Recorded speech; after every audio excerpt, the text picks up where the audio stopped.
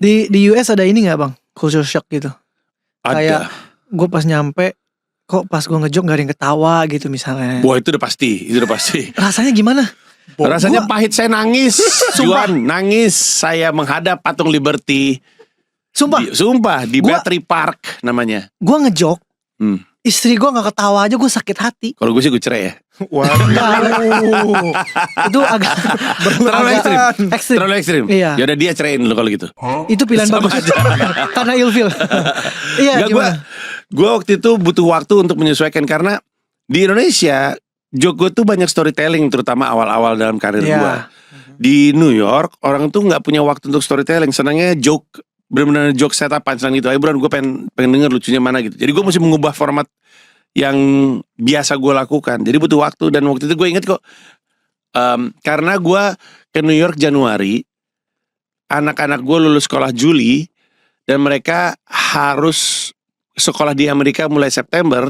Sementara saat itu gue untuk bisa nyekolahin anak harus punya tempat tinggal, karena sekolahnya zonasi sifatnya.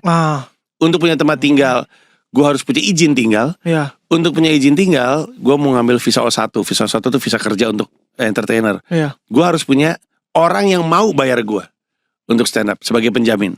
Sementara gak ada yang mau bayar gue untuk stand up karena gue gak lucu-lucu. Jadi gue ingat waktu itu mungkin udah bulan Mei atau bulan Juni, gak dapat lucunya, gak ada yang ngasih job. Karena gak ada yang ngasih job, gue gak bisa ngurus visa. Karena gak bisa ngurus visa, gak bisa punya tempat tinggal, gak bisa punya sekolah untuk anak.